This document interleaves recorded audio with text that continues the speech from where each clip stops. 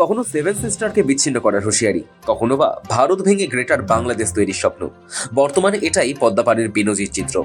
এমনকি ভারত বিরোধী নেতা শরীফ ওসমান হাদির মৃত্যুকে কেন্দ্র করে রাতারাতি যেভাবে পট পরিবর্তন হয়েছে তা নিয়ে যথেষ্ট উদ্বিগ্ন নয়াদিল্লি। এই উত্তেজনার মাঝেই হয়ে গেল ঢাকা টু নয়াদিল্লি আন্তর্জাতিক কল। ভারতের চিফ অফ আর্মি স্টাফ বা সহজ কথায় সেনাপ্রধান জেনারেল উপেন্দ্র দ্বিবেদীকে ফোন করলেন বাংলাদেশের সেনাপ্রধান ওয়াকার উজ্জামান। কিন্তু কি কথা হলো তাদের মধ্যে?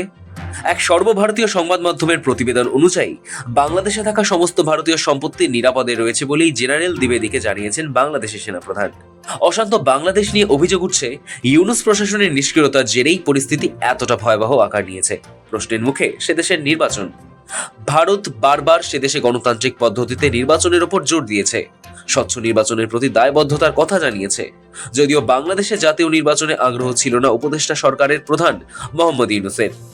চাপের মুখে রাজি হলেও দেশের অভ্যন্তরে একের পর এক নির্মম হত্যাকাণ্ড প্রায় লণ্ডভণ্ড করে দিয়েছে সব পরিকল্পনা।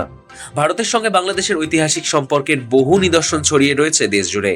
বাংলাদেশে বহু ভারতীয় সম্পত্তি মৌলবাদী আক্রমণের শিকার হয়েছে ইউনূসের জামানায়। এর মধ্যে অন্যতম হলো চট্টগ্রামের ভারতীয় দূতাবাস। জানা গিয়েছে এবার স্থিতিশীলতা বজায় রাখার প্রসঙ্গে আলোচনা চলছে ভারত এবং বাংলাদেশের সেনাপ্রধানের মধ্যে। গত দিন তিনেক ধরে ঢাকা সহ দেশের বিভিন্ন জায়গায় ভয়াবহ পরিস্থিতি। উন্মত্ত উগ্রপন্থী দল শেষ করেছে দেশের ঐতিহ্য। ধ্বংসস্তূপে পরিণত হয়েছে ছায়ানট। আগুন ধরিয়ে দেওয়া হয়েছে দেশের অন্যতম দুটি সংবাদ মাধ্যমের অফিসেও। তবে কোনো ভারতীয় সম্পত্তি ক্ষতি হবে না বলেই হটলাইনে আশ্বাস বাণী দিয়েছেন বাংলাদেশের সেনাপ্রধান ওয়াকার উজ্জামান। যে কোনো উপায়ে ভারতীয়দের সম্পত্তি রক্ষা করা হবে বলেও জানিয়েছেন তিনি। তবে এই বার্তার পরেও শান্তি জিয়ে রাখা কি সম্ভব হয়েছে?